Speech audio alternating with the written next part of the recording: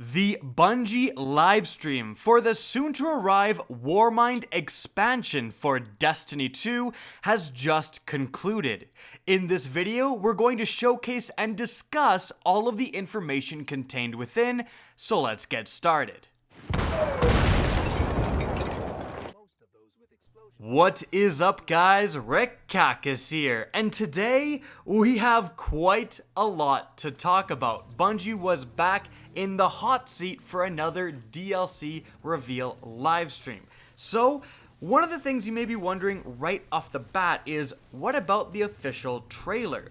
Deej said quite a long time ago that you would watch the official trailer, we'd all watch it together live with this DLC reveal livestream. Well, it turns out, yes and also no, that's happening. The official trailer, so to speak, was really just the opening cinematic for the game that you're seeing right here. And it doesn't reveal too much, if anything, other than just the overarching story and some baseline information, as well as showcase Anna Bray, the character that we've seen on the DLC promotional image for the longest time. So, what is going on with the overarching story? Well, you're back in Mars, specifically near Mars's ice caps. It turns out that Rasputin has been reactivated and is causing a chain reaction of some pretty big events. Warminds, the Warmind satellites are crashing non-stop around Mars. It's actually causing the ice caps to melt. So, you've got to go and deal with Rasputin, who has been a pretty big character for the longest time, and that actually does make me a little excited. I'd love to know more about that character. From D1, there's a lot of unanswered questions. I'm a little disappointed that there isn't any mention of other Warminds so far. We know Charlemagne has a presence on Mars as a totally different Warmind, but it seems to all be about Rasputin. Now, in dealing with him, you'll also have to deal with the Hive. That's right, ice-covered Hive are the main enemy in this expansion. And right off the bat, that's a little disappointing. I think a lot of people wanted and expected something new.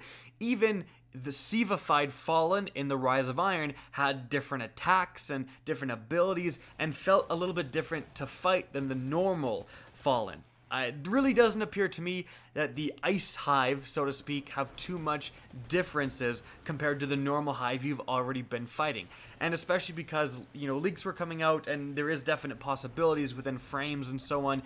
To have a totally new enemy type, I think a lot of people are going to be a little let down by this information. However, if you like the Hive, more power to you, you're going to be facing them a lot more. However, what about the actual content of this expansion? Well, Bungie confirmed on stream that you're going to get a new cinematic campaign. That's to be expected. You're going to get new adventures. You're going to get a new area to patrol. And by the way, in this new patrol area on Mars, of course, there's going to be a bunch of public events happening. And also, you can use your Sparrow. It's not like Mercury, in case you are wondering. On top of that, there's going to be new strikes, a new raid layer, and the new Escalation Protocol activity. That's the new thing. Bungie talked a lot about it, so let's go into it. So, the Escalation Protocol activity is a more complicated, more in-depth public event activity. It is somewhat reminiscent of the Court of Oryx from Destiny 1 or even the Archon's Forge, where this is located in a public space, meaning that you can not only bring a 3-man fire team to it, but team up with 3 other random people in this space. So it is a 6-player activity, which already is pretty darn sweet. Now, Escalation Protocol is going to have several different waves of escalating difficulty. There's going to be 7 waves in total, but not all of them are fighting normal bosses and some mini-bosses. You're going to have on the 7th wave a unique boss fight, and there's going to be 5 different bosses in total that rotate every single week. So one week you do Escalation Protocol all week, you're going to be versing a certain boss, and then the next week you can do the same activity but have a totally different boss. Now, these mini bosses at the end do have unique mechanics, abilities, and loot. Bungie stressed that different bosses have actual unique loot tied to them. So coming back week to week to this activity is going to get you actual rewards. Some of those rewards were shown off in stream. It's not just cosmetics and armor, there's going to be practical weapons with unique perks to them. This right here is actually the unique shotgun for this Escalation Protocol activity, and this is the unique, I think, SMG. And again, those have unique perk layouts and so on that are going to really, hopefully, incentivize you to play this activity. And frankly, guys, this is everything I would have wanted. A new activity, something completely new to do from week to week, wave survival mode, finally, rotating bosses so it's fresh every week, and unique rewards that seem quite powerful tied to this activity. I mean, that's perfect. Bungie, do more of this.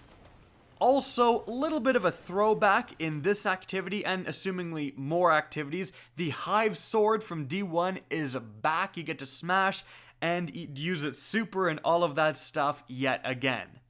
Now, speaking of unique weapons, we also have the Valkyrie, and this answers the question of what we saw in yesterday's teaser trailer, when we saw a hunter embodied in Warmind energy, or Siva energy, smash the ground and do some very unique stuff.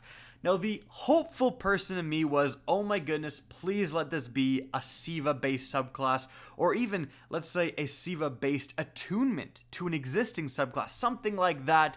Turns out, as I also said in the video as a possibility, it is very similar to the Battle Axe from the Rise of Iron.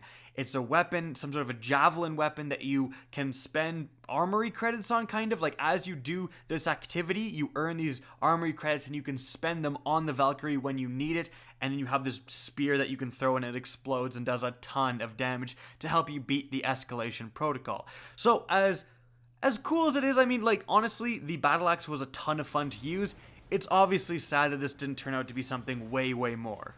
Alright, now moving on from there, Bungie also talked about some changes to PvP, specifically with the ranking system. Now, we've seen a little bit of this in the past, but there's two different ranks that you can achieve. Number one, there is Valor. Now, Valor is just for playing PvP. You get this pretty much no matter what you're doing. You can be doing quick play and so on, and you can't lose rankings. Now, the other ranking is Glory. This is only ranked up in the competitive playlist, and you win, you go up in Glory. If you lose, you go down in Glory. Now, both Valor and Glory, it was confirmed today, they have win streaks. So if you win, a certain amount of times in a row, you're going to be getting a bonus to Valor or Glory. Also, in terms of Glory, it actually has lose streaks. So if you lose a bunch of times in a row, your Glory is going to go down. So expect competitive to get even more sweaty. You didn't think it was possible, but here you go. Also, there's actually going to be exclusive rewards tied to these rankings. And not just cosmetic or emblems or so on. Bungie confirmed on stream that there's going to be actual weapons tied to Valor and especially Glory. And for Glory, for achieving a very high rank, it could have been the max rank for Glory, you get this exclusive pulse rifle. Now, you'll notice this has a unique perk. Desperado functions with Outlaw and makes it so that when you get that Outlaw activation, your rate of fire increases. Now, they said on stream that this does not decrease your impact. That's right, you're going to be doing the same damage, but just be shooting faster. Therefore, you're gonna have a better time to kill. And they said that every season they're gonna have like one of these unique weapons at the top of the food chain, essentially, so that people can grind for it, can achieve this, and when you see someone with that weapon, you kind of know, okay, this person's a beast. Now, on top of that, some changes for everyone. Firstly, all of the maps for both expansions, Osiris and Warmind, are going to be added to the entire Crucible playlist, so even if you don't buy the expansions, you're going to get those maps. And also, private matches are finally being added into the game. You can, mess around with your friends or do whatever, host tournaments or whatever you want to do. You can 1v1 that kid who's been talking trash in the messages. Finally, that's all coming as well. Okay, moving on from there, Bungie closed out the stream by talking about some of the exotic changes hitting Destiny with this DLC. And remember, this impacts all the exotics, DLC or otherwise. So, some of the examples they gave. Let's start out here with let's just say fan favorite, the Fighting Lion. What are they changing for that? Well, firstly, it's going to have more ammunition, quite a bit more, and it's going to do more damage for its detonation. They kind of lowered the direct impact damage and increased the detonation damage, so it's a lot more forgiving. You don't have to get those direct impacts to actually do a decent amount of damage. You can explode somewhat near enemies and still actually do a substantial amount. In addition to that, when you kill an enemy with the Fighting Lion, it's going to guarantee an energy brick drop, so you're always going to have more and more ammo for this weapon. Now, moving on from there, the Graviton Lance. The thing that's interesting about that is they said on stream, the Graviton Lance is going to give the Vigilance Wing a run for its money, and seeing its gameplay, whoo, it just might. Also, the Risk Runner SMG. Now, this is the SMG where taking arc damage basically triggers the perk that makes it shoot non-stop, reload its ammo, all of that stuff. Well, what they've done with this is make it so that its perk is active in PvP. So if you're using the Risk Runner in PvP and you take arc damage, you're only going to take 50% of that arc damage, and of course your Risk Runner perk is going to activate. On top of that, you can actually get your Risk Runner perk to activate when it's stowed away. Now, you're not going to take half damage from arc sources if it's stowed away, but the perk is going to activate and you'll get a little indication so you know, oh, I've taken arc damage, I'm going to switch to my Risk Runner and use it and get that advantage from it. That's interesting. If you're sick of pulse grenades, if you're sick of, arc subclasses in PvP, just run the Risk Runner. You'll take 50% less damage. That seems actually pretty crazy. Now, moving on from there, the Skyburner's Oath. This was shown off in a This Week at Bungie. Essentially, what they're doing to this weapon is making it so that if you're aimed down sights, it's pretty much doing what it's doing already. But if you're hip firing, it fires explosive rounds, somewhat like a mini, fully automatic grenade launcher. Now on stream, they said that these explosive rounds have a little bit of a tracking capability. So they'll just track enemies a little bit, making it just more deadly than you already thought it would be. Moving on from there, the Hard Light. This is a banana sandwich one. So the Hard Light, now you can change its elements the same way that you change elements with the Borealis sniper rifle, where you can just hold down a button while you're aiming or whatever, and then that's going to change the element. You don't have to go into the menu and then change the element. On top of that, this is the banana sandwich part. Everyone knows that ricocheting rounds with the Hard Light is hilarious, but it's never been good. Well, now, with this update, every time a bullet ricochets, it's going to do 2 times more damage. It's going to do double damage. And presumably, this stacks. So if you shoot around a corner and it hits the one corner, ricochets, does 2 times damage. Hits another corner, ricochets again, 2 times damage. Then hits an enemy, you're doing 4 times the damage, or I guess even more because it's multiplicative. Oh my goodness. That's going to be hilarious. There's going to be I can't wait to see some videos of people just ricocheting a whole team down with that weapon. Now, in addition to that, the Crimson is something else I talked about for a little bit. It's going to get some more ammo, and they've sped up the times between bursts, so it's a little bit more deadly. And so, guys, that is it for all of the main points of information divulged within this stream. I hope you enjoyed and found this informative. Now, if you did, please remember to help me out by simply rating and especially sharing this video. If you guys want to see more Destiny 2 content similar to this, don't be afraid to slap that subscribe button.